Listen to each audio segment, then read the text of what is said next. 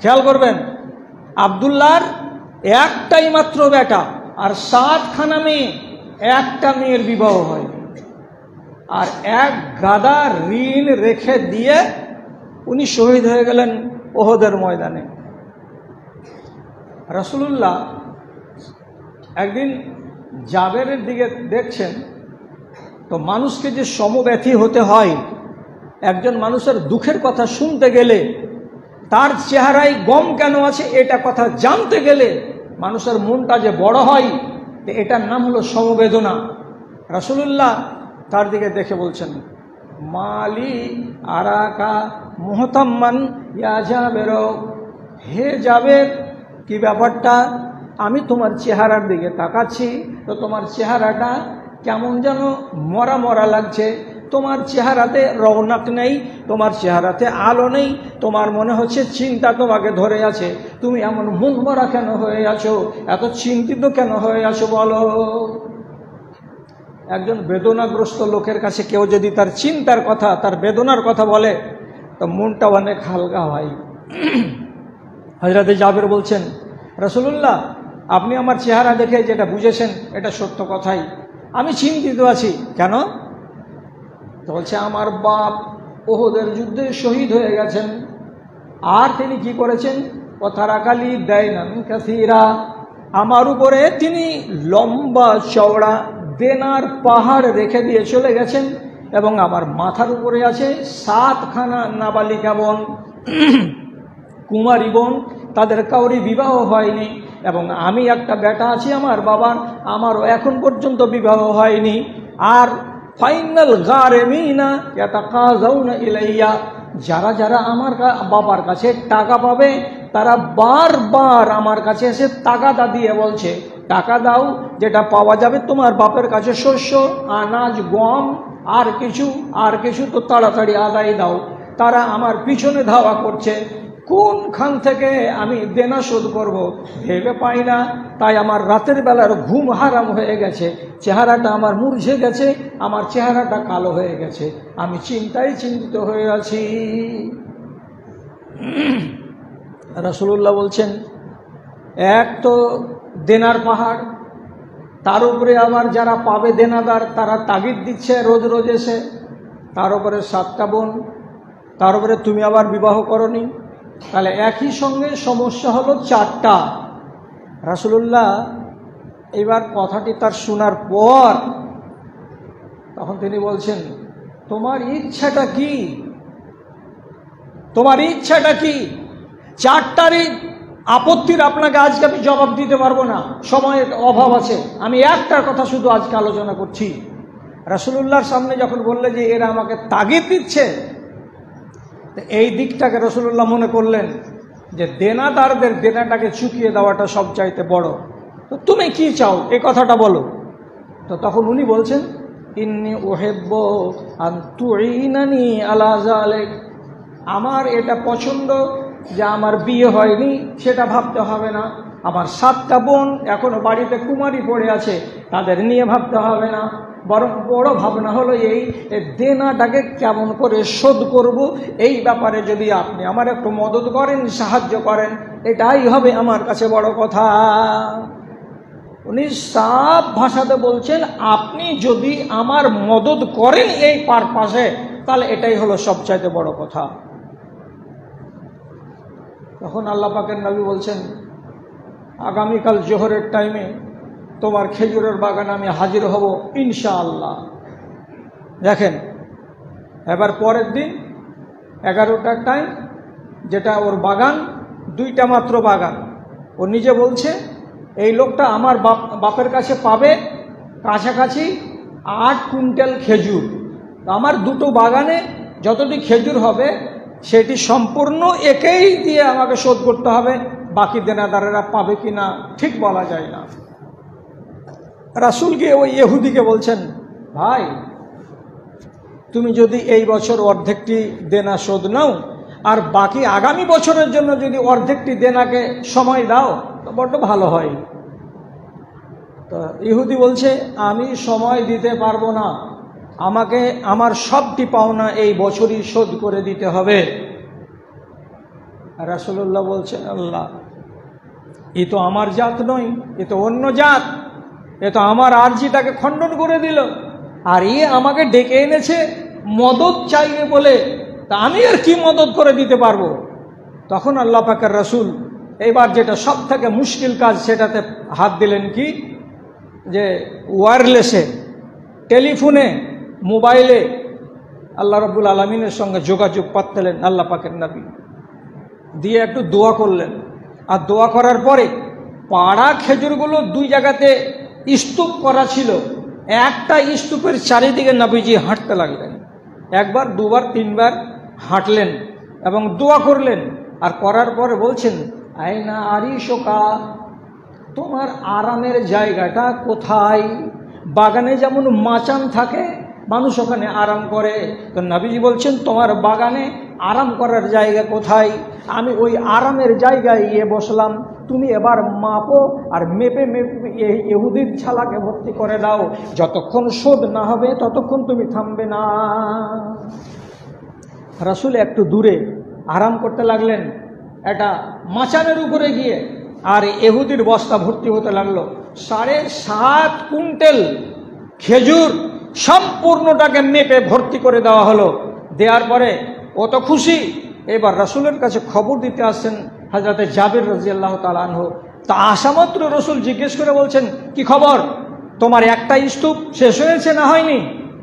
তা হাস্যার বলছে, আল্লাহ রাসূল, একটা স্তূপের কিছু শেষ আমি বুঝতেই পারি না, যেখানে আরম্ভ করেছিলাম মনে হচ্ছে ওইখানেই দাঁড়িয়ে আছি, আর একটা স্তূপে আমি হাত লাগাইনি। যেটা স্তূপ থেকে মেপে দিচ্ছিলাম ইহুদিকে, সেই স্তূপের এখনো অনেক মাল বাকি আছে।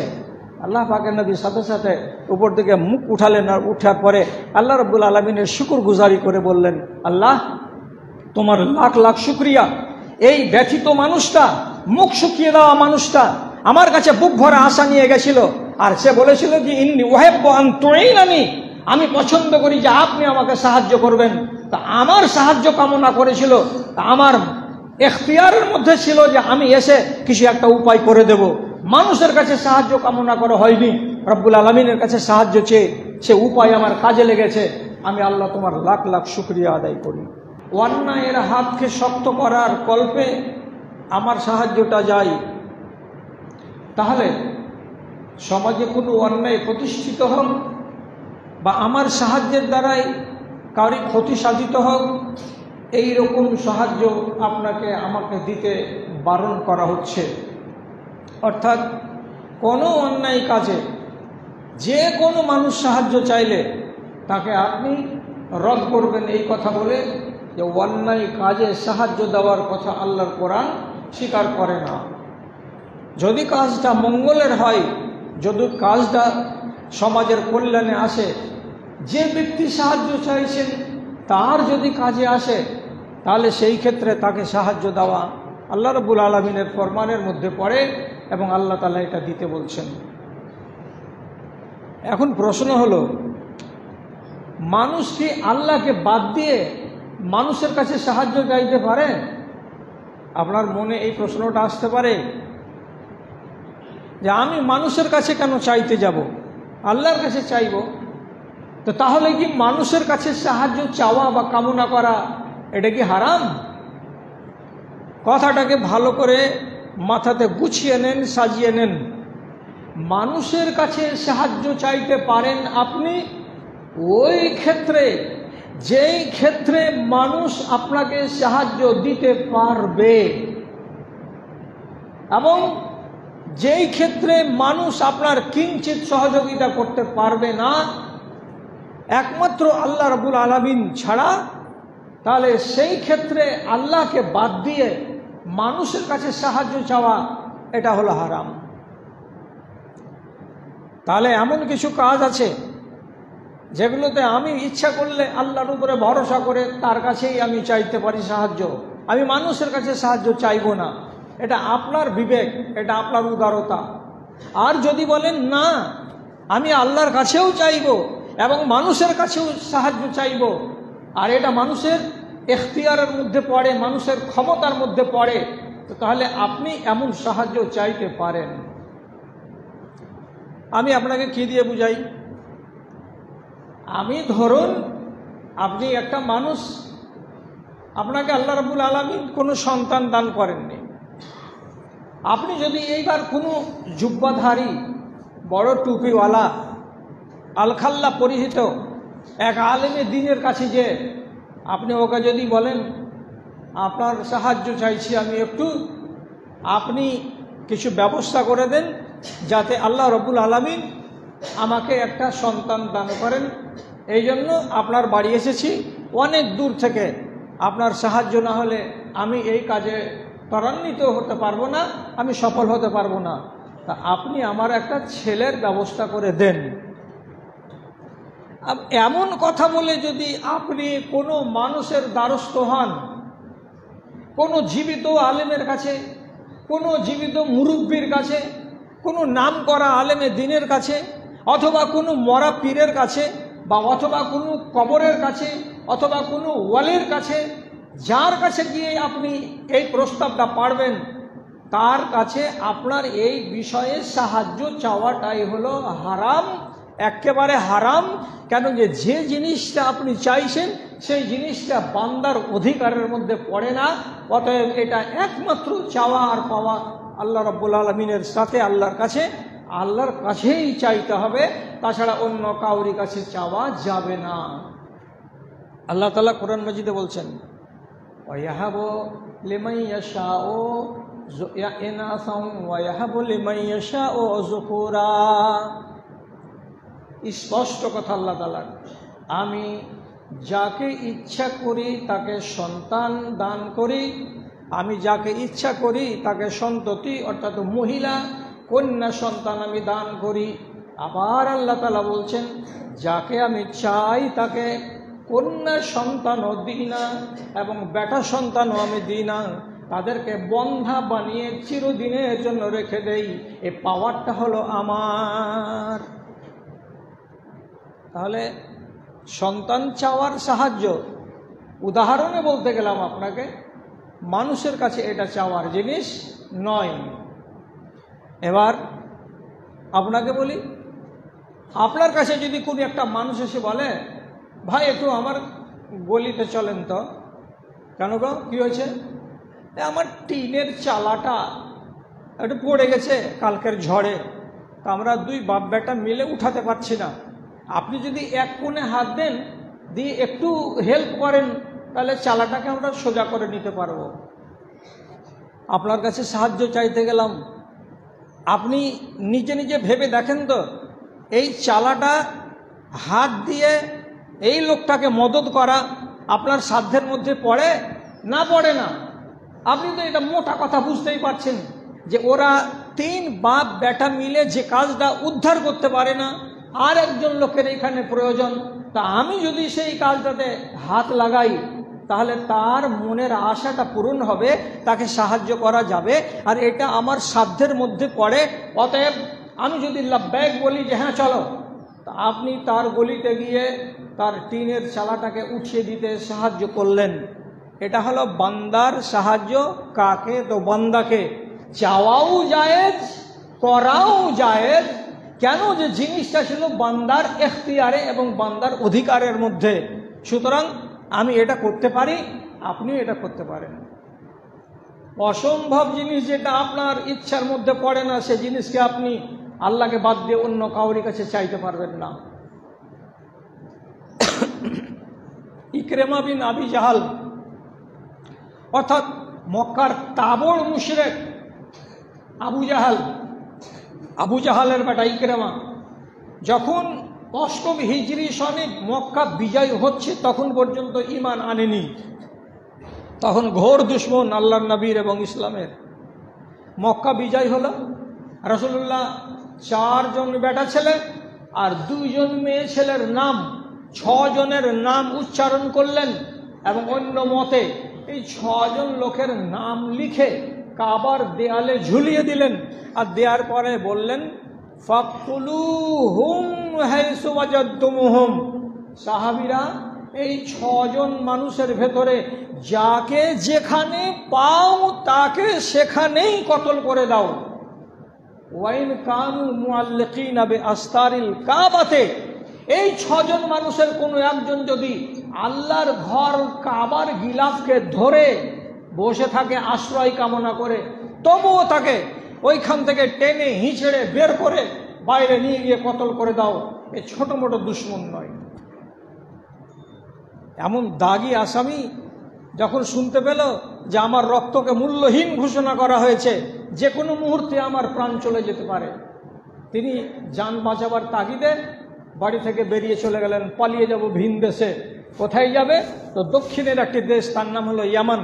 ইয়ামান দেশ পালিয়ে যাওয়ার কালে এই মুশরিক, তখনকার দিনে মুশরিক, নৌকাতে চড়েছেন। নৌকায় এপার থেকে ওই পার চলে যাবেন।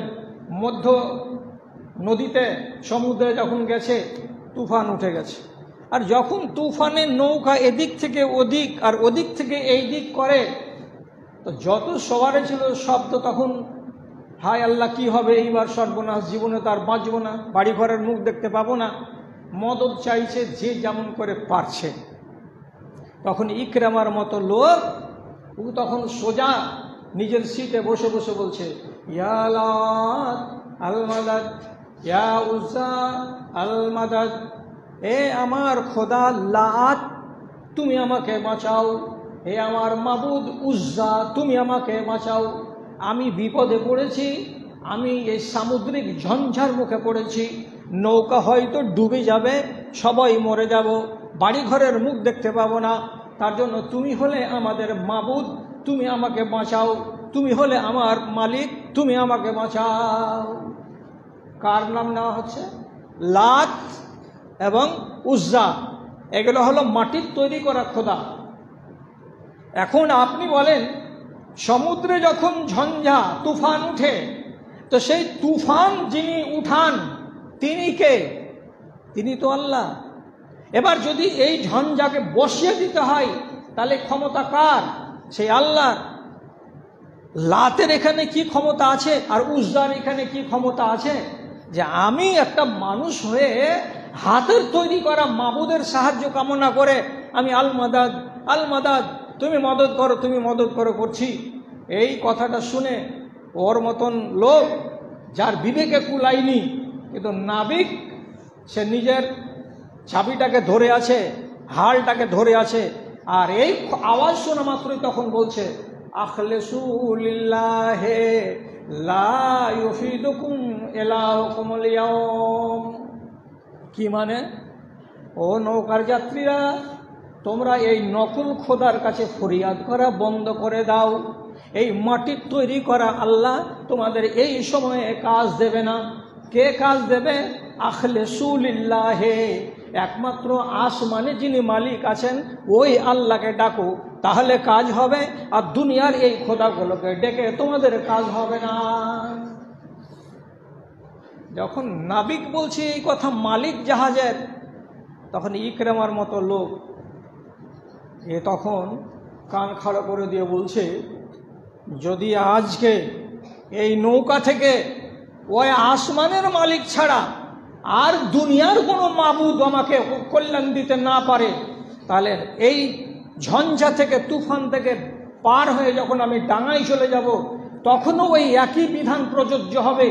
যদি ডাঙায় কোনো মুসিবত আমার সামনে আসে, তাহলে ওই আসমানের মালিক ছাড়া এই লাত আর উজ্জা আমাকে বাঁচাতে পারবে না। তো যদি এখন লাত আর উজ্জাকে ছেড়ে দিতে হয়, তাহলে ডাঙায় গিয়ে কেন তাদেরকে ধরে থাকবো? ডাঙায় গিয়েও তাদেরকে ছেড়ে দেব। মনের ভেতরে জেগে গেল এমন একটা চেতনা, গলত চিন্তাধারা ছিল, সেই গলত চিন্তাধারাটাকে চুকিয়ে দিল কে? আর একজন শিক্ষিত মানুষ, যে এক আল্লাহ রাব্বুল আলামিনকে বিশ্বাস করত। তাহলে এইখান থেকে ও কি শুধরালো যে যে জিনিসটা তুমি চাইছো এটা দেওয়ার মালিক লাত নয়, এই দেওয়াটার মালিক উজ্জা নয়। তোমাকে চাইতে হবে ওখানেই যেখান থেকে পাওয়া যাবে এবং পাওয়ার আশা করা যায়। তাহলে চাওয়ার আর পাওয়ার একটা ক্ষেত্র বাঁধা আছে, যেখানে আপনি চাইবেন, বুঝে চাইবেন যে এটা আমার চাওয়া ঠিক না ঠিক নয়। যেখানে আপনি কাউরির কাছে সাহায্য চাইতে যাবেন বা কোনো নিজের দরকারে কোনো কথা বলতে যাবেন, সেখানে ভেবে নেবেন যে এই সাহায্যটা যে আমি লোকটার কাছে চাইতে এসেছি, এটা ন্যায়ের কাজে হচ্ছে না, এটা অন্যায়ের কাজে। এই ভাবনা ভাবার পরে এই ব্যাকরণটাকে খাড়ো করবেন। আল্লাহ তাআলা চাওয়াটাকে জায়েজ করেছেন, প্রয়োজনীয় আপনি চাইতে পারবেন। বন্ধুরা আমার, সাহায্য কামনা করাটা হাদিস থেকে স্বীকৃত, বহু উদাহরণ আছে, কিন্তু জুমার খুতবার টাইমে আপনাকে অতটি কথা শোনাতে পারা যাবে না।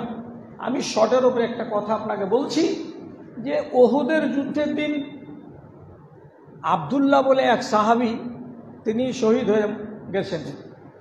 সেই আবদুল্লাহকে দাফন করে দিয়ে আসার পর তার ছেলে জাবির, একটাই বেটা আর 7টা মেয়ে। খেয়াল করবেন, আবদুল্লাহর একটাই মাত্র বেটা আর 7খানা মেয়ে, একটা মেয়ের বিবাহ হয়, আর এক গাদা ঋণ রেখে দিয়ে উনি শহীদ হয়ে গেলেন ওহদের ময়দানে। রাসূলুল্লাহ একদিন জাবেরের দিকে দেখছেন, তো মানুষকে যে সমব্যথী হতে হয়, একজন মানুষের দুঃখের কথা শুনতে গেলে, তার চেহারায় গম কেন আছে এটা কথা জানতে গেলে মানুষের মনটা যে বড় হয়, এটার নাম হলো সমবেদনা। রাসূলুল্লাহ তার দিকে দেখে বলছেন, মালি আরাকা মুহতাম্মান ইয়া জাবের, হে জাবের, কি ব্যাপারটা?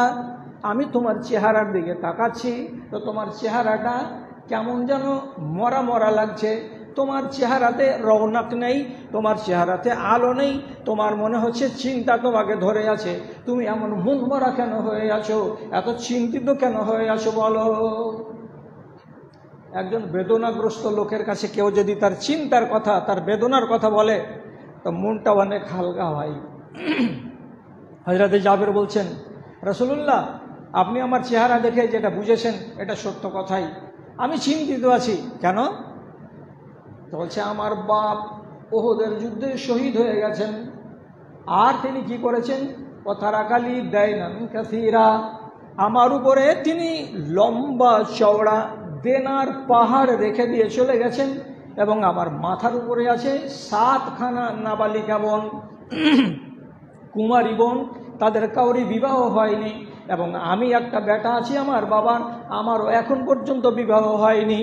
আর ফাইনাল গারেমিনা ইয়াতাকাযাউনা ইলাইয়া, যারা যারা আমার বাবার কাছে টাকা পাবে তারা বারবার আমার কাছে এসে তাগাদা দিয়ে বলছে, টাকা দাও, যেটা পাওয়া যাবে তোমার বাপের কাছে, শস্য, আনাজ, গম, আর কিছু তো তাড়াতাড়ি আদায় দাও। তারা আমার পিছনে ধাওয়া করছে, কোনখান থেকে আমি দেনা শোধ করব ভেবে পাই না। তাই আমার রাতের বেলার ঘুম হারাম হয়ে গেছে, চেহারাটা আমার মুরঝে গেছে, আমার চেহারাটা কালো হয়ে গেছে, আমি চিন্তায় চিন্তিত হয়ে আছি। রাসূলুল্লাহ বলছেন, এক তো দেনার পাহাড়, তার উপরে আবার যারা পাবে দেনাদার তারা তাগিদ দিচ্ছে রোজ রোজ এসে, তার উপরে 7টা বোন, তার উপরে তুমি আবার বিবাহ করনি, তাহলে একই সঙ্গে সমস্যা হলো 4টা।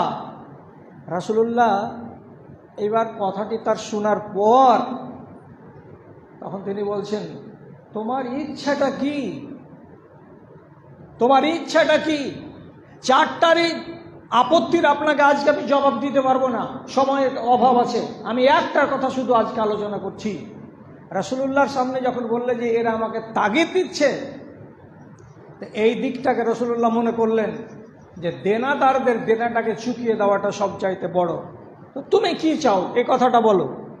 তো তখন উনি বলছেন, ইন্নী উহিব্বু আন তুঈনানি আলা যালিক, আমার এটা পছন্দ যে আমার বিয়ে হয়নি সেটা ভাবতে হবে না, আমার 7টা বোন এখনো বাড়িতে কুমারী পড়ে আছে তাদের নিয়ে ভাবতে হবে না, বরং বড় ভাবনা হলো এই দেনাটাকে কেমন করে শোধ করব, এই ব্যাপারে যদি আপনি আমার একটু মদত করেন, সাহায্য করেন, এটাই হবে আমার কাছে বড় কথা।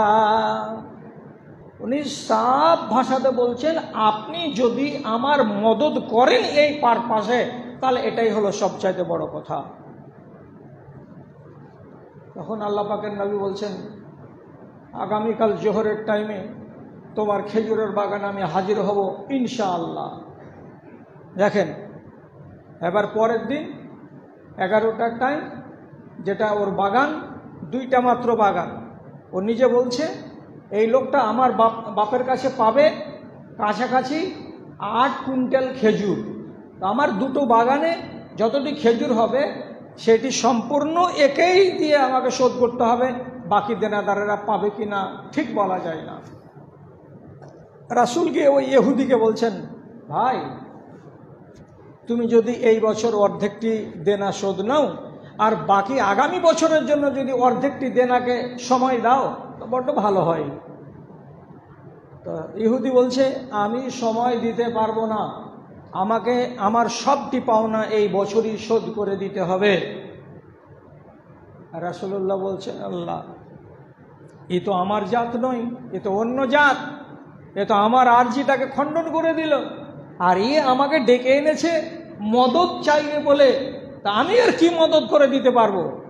তখন আল্লাহ পাকের রাসূল এইবার যেটা সব থেকে মুশকিল কাজ সেটাতে হাত দিলেন, কি যে ওয়্যারলেসে, টেলিফোনে, মোবাইলে আল্লাহ রাব্বুল আলামিনের সঙ্গে যোগাযোগ পাতলেন আল্লাহ পাকের নবী, দিয়ে একটু দোয়া করলেন। আর দোয়া করার পরে পাড়া খেজুরগুলো 2 জায়গাতে স্তূপ করা ছিল, একটা স্তূপের চারিদিকে নবীজি হাঁটতে লাগলেন, 1 বার 2 বার 3 বার হাঁটলেন এবং দোয়া করলেন। আর করার পরে বলছেন, আয়না আরিশোকা, তোমার আরামের জায়গাটা কোথায়? বাগানে যেমন মাচান থাকে, মানুষ ওখানে আরাম করে, তো নবীজি বলছেন তোমার বাগানে আরাম করার জায়গা কোথায়? আমি ওই আরামের জায়গায় গিয়ে বসলাম, তুমি এবার মাপো আর মেপে মেপে ইহুদির ছালাকে ভর্তি করে দাও, যতক্ষণ শোধ না হবে ততক্ষণ তুমি থামবে না। রাসূল একটু দূরে আরাম করতে লাগলেন একটা মাচানের উপরে গিয়ে, আর ইহুদির বস্তা ভর্তি হতে লাগলো। 7.5 কুইন্টাল খেজুর সম্পূর্ণটাকে মেপে ভর্তি করে দেওয়া হলো। দেওয়ার পরে ও তো খুশি, এবার রাসূলের কাছে খবর দিতে আসছেন হযরতে জাবির রাদিয়াল্লাহু তাআলা আনহু।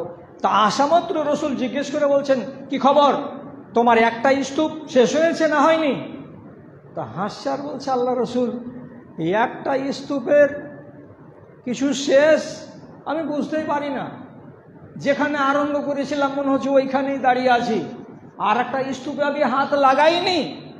যেটা স্তূপ থেকে মেপে দিচ্ছিলাম ইহুদিকে, সেই স্তূপের এখনো অনেক মাল বাকি আছে।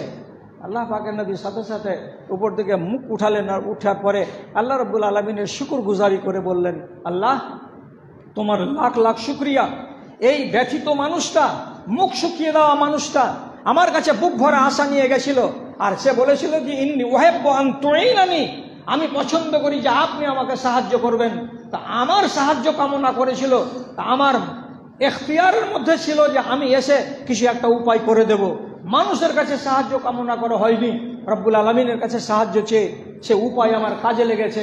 আমি আল্লাহ তোমার লাখ লাখ শুকরিয়া আদায় করি। ভাইজানেরা, তাহলে গেলেন কেন হযরতে জাবির রাসূলুল্লাহর কাছে সাহায্য চাইতে?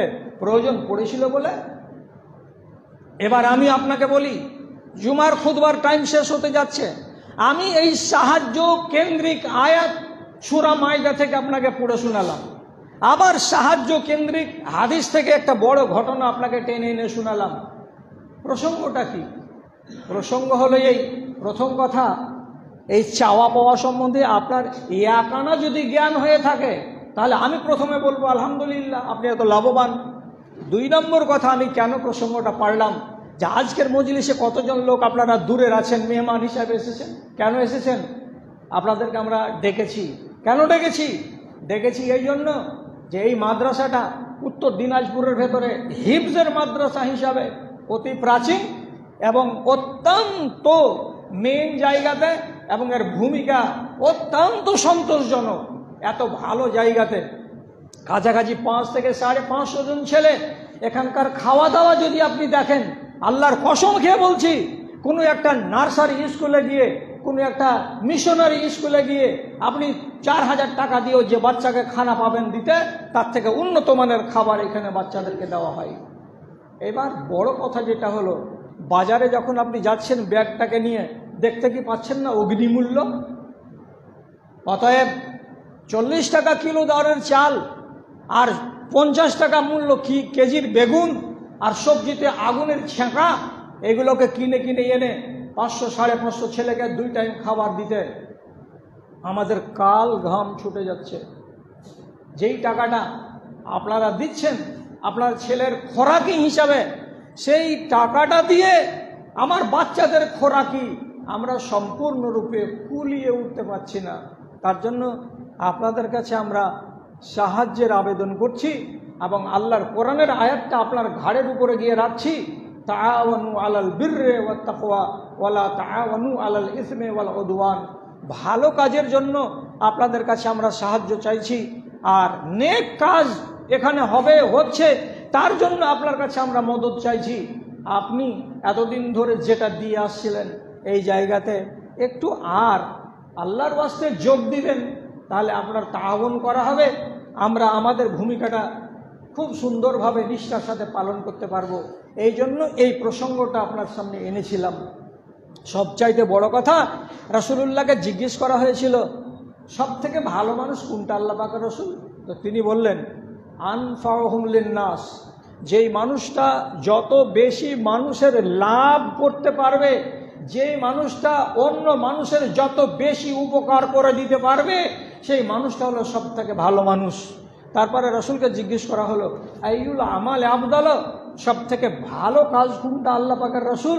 তো নবীজি বলছেন সুরুরুন তুদখিলহু আলা কলবি মুসলিমিন, তুমি যদি কোনো একজন মুসলমানের অন্তরে একটু হাসি ফুটিয়ে দিতে পারো, তার মুখে ওর মনের ভেতরে যদি একটু খুশি ভরে দিতে পারো, তাহলে তোমার আমলটাই হচ্ছে সবচাইতে ভালো আমল।